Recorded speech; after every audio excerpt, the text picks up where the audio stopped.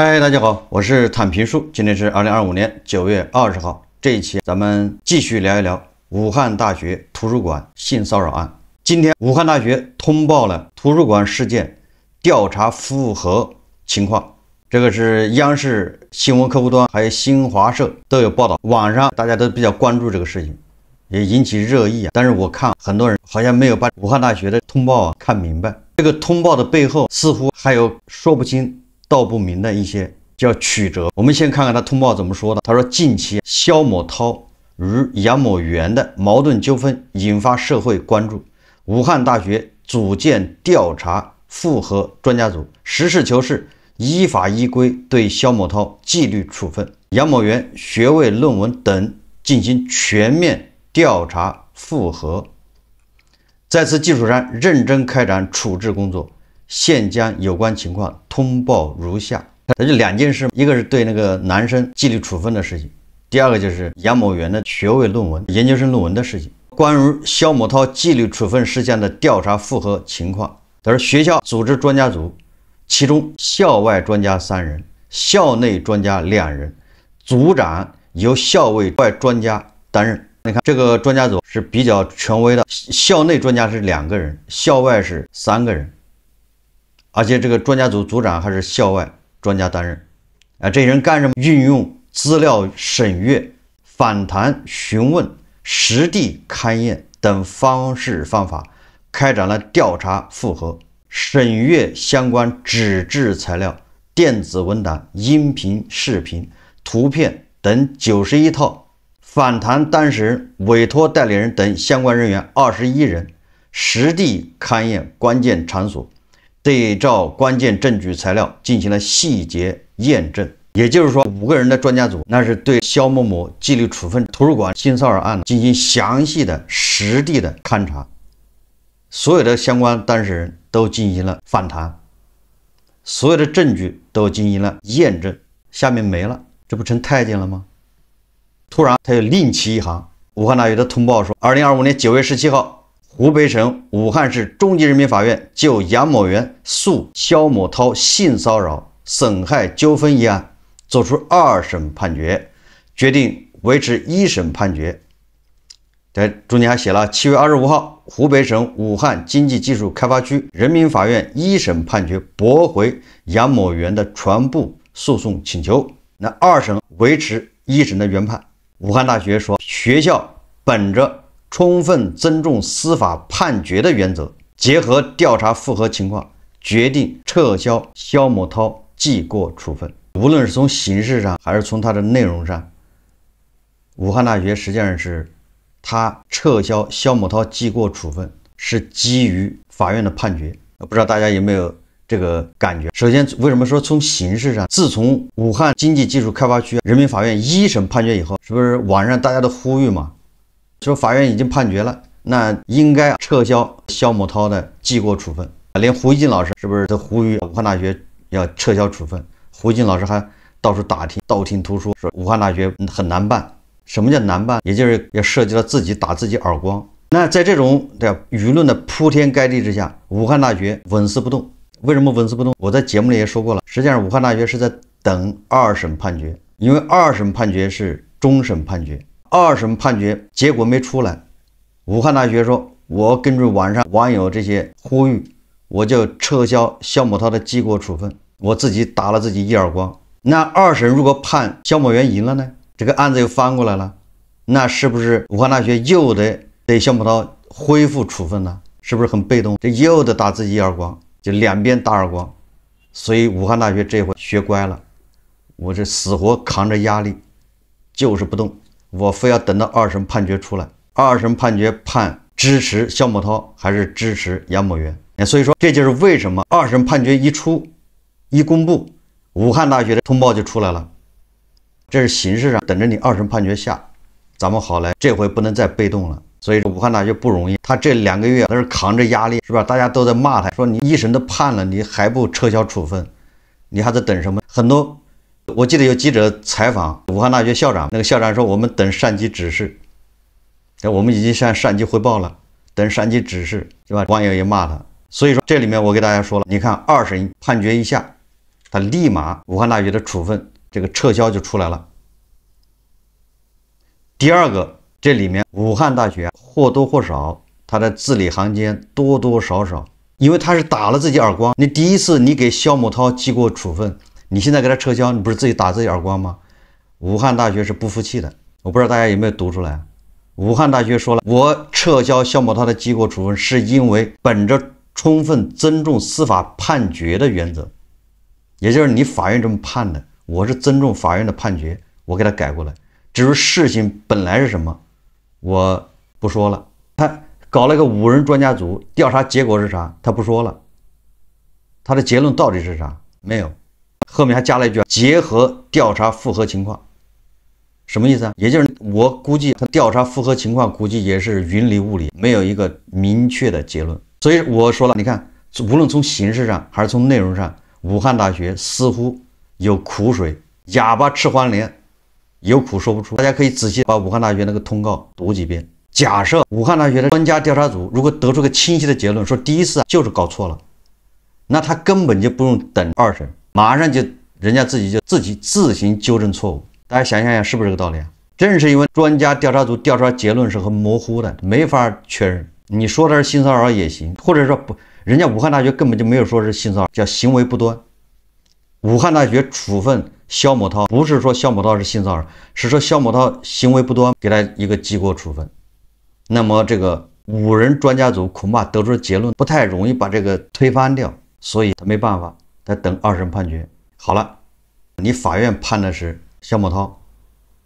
他这2审判决怎么说呢？我们看一下，你看9月20号，武汉市中级人民法院官网发布情况通报，湖北省武汉经济开发区人民法院对杨某元诉肖某涛性骚扰损害责任纠纷一案，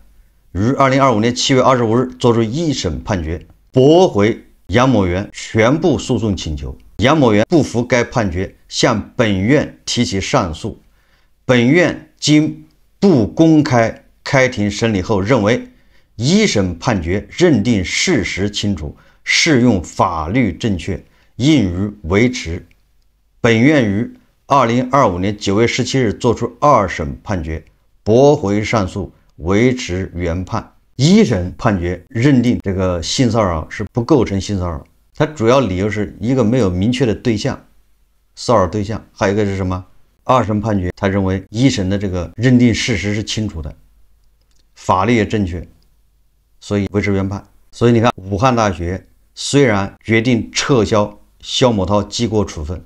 自己打自己一耳光，但是他心里是不情愿的，有苦是说不出的。这个实际上是武汉大学咎由自取。最近武汉大学好像这个书记换了，某种程度上跟这个都有关系。这个事情出来之后，我跟胡一进老师观点是一样的，说应该武汉大学要撤销肖某涛的处分，但是这咱们的理由不一样。胡一进老师跟网上很多报名，他们的逻辑是肖某涛这个行为不构成性骚扰，这个就不应该处分他，甚至说这个女的有问题。但是我认为肖某涛要撤销记过处分，不是基于这个事情，而是基于什么？基于你武汉大学你不能尊重事实，而是根据网民报名的舆论，被报名舆论所左右。这个事情，杨某元他去这个学校反映这个事情，找到肖某的辅导员，中间不还有很多录音吗？很多证据，前后搞了3个月，这个校方都没有反应，也就是杨某元他总觉得自己他的这个诉求没有得到校方的重视，这个时候杨某元才把他搞到网上去了。而杨某元把这事情搞到网上去之后，网上舆论就一边倒，都在攻击肖某涛，舆论越来越大。这个时候武汉大学才被迫重视这个事情，变得非常被动。在这种舆论环境下，这个武汉大学居然对肖某涛进行了记过处分。本来想息事宁人，结果没想到他是搬起石头砸自己脚。这个武汉大学就不应该处分肖某涛，即便网上舆论再大，你应该尊重事实。这个事实是什么呢？事实我认为你看肖某涛就是一个年轻人，18、19岁，19、20岁，一个小孩上大学，他正是什么这个荷尔蒙分泌高峰期，完了又没女朋友。年轻人犯点错误很正常，他主要是没有什么很大的危害，也就是校方应该是给肖某涛更多的是教育、批评教育，端正他的思想，找个辅导员或者心理老师跟他沟通沟通，这个事情就过去了。不应该网上这么大的舆论，为了平息网上舆论，匆忙的对肖某涛进行记过处分，这是我的观点。我就认为不应该对一个年轻人要求这么苛刻，他并没有什么特别大的这个危害啊。我们不要纠结于他到底是在挠痒还是在手淫。对于一个在上大学的大一大二的一个小男生，这个都有可能，不应该过于苛责他，对他应该是要批评教育，这是我的观点，就不应该对他进行记过。武汉大学迫于网上舆论，想息事宁人，想讨好网上舆论，对吧？迎合暴民的口味，他对肖某涛记过，结果人家杨某元还不满意，认为你学校在和稀泥，加上肖某涛的父母他也不满意，你凭什么给我儿子一个记过？所以双方继续较劲，也就是这个事情并没有因为武汉大学一个记过就息事宁人了，没有，双方还继续较量，从这种网上较量走入法院。所以我认为是武汉大学他是搬起石头砸自己脚，所以就这些事情，武汉大学校长书记换了都是应该的。武汉大学觉得自己冤，觉得我第一次处分没毛病，他也没说是性骚扰，他是叫行为不端。这里面还有一个问题，我不知道大家有没有仔细去研究。武汉经开区法院一审的时候，他引用了武汉大学的处分，他说武汉大学那意思，大家可以自己去翻去看，他说武汉大学也没有认定是性骚扰，也就是说一审法院他引用了武汉大学的处分，不构成性骚扰，只是说肖某涛是行为不端。好了，这回武汉大学反过来又引用一审、二审的判决，说你看他们说不是性骚扰，所以我也撤销肖某涛的记过处分。大家有没有发现这里面有问题？从某种程度上说，一审法院认为你学校没有认为是性骚扰，所以这不构成性骚扰。学校反过来说，你法院说不构成性骚扰，所以我要撤销。这个有点循环论证的意思，这个是一个破绽。那这个杨某元他该怎么办？首先一个，我还反复的解释一下，因为他是个民事纠纷，二审就是终审了，判决就生效了，所以武汉大学就等着二审判决一下来，他才撤销处分的。这二审判决就是终审判决，但是杨某元还有救济渠道。第一个，杨某元可以申请再审；第二个，杨某元可以申请检察院抗诉，走检察院这条路。无论是再审还是检察院抗诉，这种救济渠道反正都不太容易了。也就是越往后，这个就是你申请再审不是必然启动，不是说你写了个申请再审的申请书交到湖北省高级人民法院，人家就能理你。不一定，你交上去也可能石沉大海，人家不搭理你，都不回复你，也有可能回复你说不提起，不接受再审。你申请再审不是必然启动，不像上诉，一审判了我不服气，我上诉，我只要上诉，二审法院必须要受理，对吧？必须要给个说法。那再审不一定，再审你交上去也可能石沉大海，也有可能得到一个回复啊，说不予受理。大概这意思就是再审不是必然，但是他毕竟好歹有这个途径，这是第一个，他可以锲而不舍，来年年申请再审，还可以走其他的信访渠道。第二个就是检察院，可以走检察院抗诉，检察院说而且他必须到武汉市检察院。这个武汉大学图书馆这个性骚扰案，一审法院如果杨某元想把这个搬过来，他现在唯一这个就是突破口是哪儿？就我个人认为，他那个突破口就是大家有没有记得？一审法院他引用了武汉几个医院的专家，好像有3个还是几个专家，他们专家认定说肖某涛那个动作应该是挠痒的，不是手淫。我觉得这是个突破口。作为被告方肖某，他们是从哪儿拿到这些专家的认证的？这些专家是在什么情况下在一起开会或者在一起拿出这个结论的？因为这个结论足以影响法院的判决。以我对大国的了解，这个环节是最容易做手脚的。所以说杨某元要想把这案子要想把它搬过来，你其他的环节都没用，因为法院走的都是滴水不漏，所以它只有2个方向。我个人认为，一个就是武汉大学和一审法院之间双方互相引用，互相论证。我说甲偷了乙的东西，法院判决的时候他就引用了我的这个观点，说他说的你看甲偷了乙的东西，所以判决你甲就偷了乙的东西。我再反过来说，你看法院判决的甲偷了乙的东西，所以你看看这甲就是偷了乙的东西，这里面有问题，这就是个非常大的一个破绽。还有一个就是专家论证，就我认为这个里面恐怕，也就是说，他这个案子如果有问题，就在这儿有问题，否则武汉图书馆性骚扰案就这么着了，因为二审就是终审，这民事就这样，所以就看杨某元他有没有能力，有没有资源去从专家论证这个环节打开缺口。他申请再审的时候，他申请检察院抗诉，他走信访渠道维护自己权益的时候，他完全可以拿这个一审判决和武汉大学之间的互相引用来说事。总之，我们根据武汉大学的通报，也可以看出武汉大学无奈之处。我觉得武汉大学应该吃一堑长一智，知耻而后勇。不光是武汉大学，以后其他的单位部门都一样。你处理问题不能跟着网上那种声音，你不能迎合网上的声音，你不能迎合暴民的这种情绪。前面暴民是希望严惩肖某涛，后面法院判决一出来，暴民又开始要严惩杨某元，说杨某元这个诬告。那你说你武汉大学到底怎么办？所以说只能实事求是，实事求是才能经得起检验。本来什么样就应该什么样。武汉大学根据实事求是，根据事实，结合什么？结合对年轻人要本着叫治病救人，从宽，就是上帝都原谅年轻人，这是武汉大学应有的态度。你得结合事实，然后加上你自己应有的态度，你就这么办。天王老子来了，我也是这么处理，你这才能经得起检验。所以你看，风吹两边倒，这种骑墙，看网上哪边声音大，我就支持哪边，最终搬起石头砸自己的脚。作为一个教书育人的这么一个机构，作为一个学术殿堂，没有骨气，没有气节，这就是武汉大学它遭此一劫的根本原因。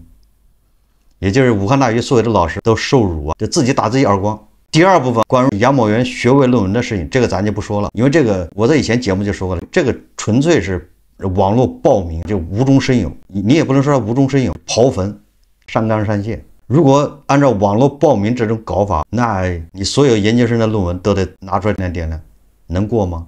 咱们这个网友里面有很多也是研究生毕业，你自己做梦，摸着良心说一说，按照网络暴民挖杨某元学位论文这种搞法，你那个论文能过吗？我拿这个举例子，胡一进老师他说他是研究生，胡一进老师敢把自己的论文贴出来吗？经得起网友这么扒吗？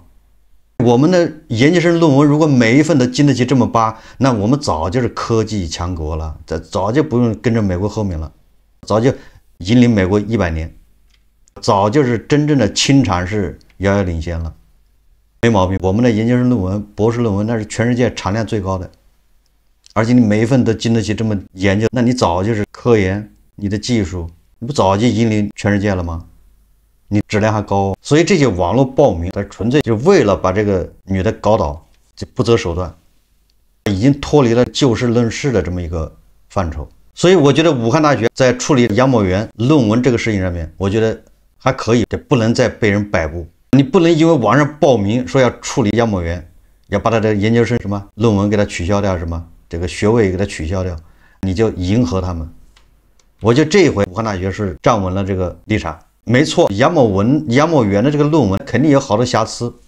好多有问题，但是不影响授予他硕士学位啊。当然，武汉大学的通报里面也说了好多网上的谣言，那网上传的好多都是谣言。所以我在武汉大学图书馆性骚扰案里面，我觉得肖某涛、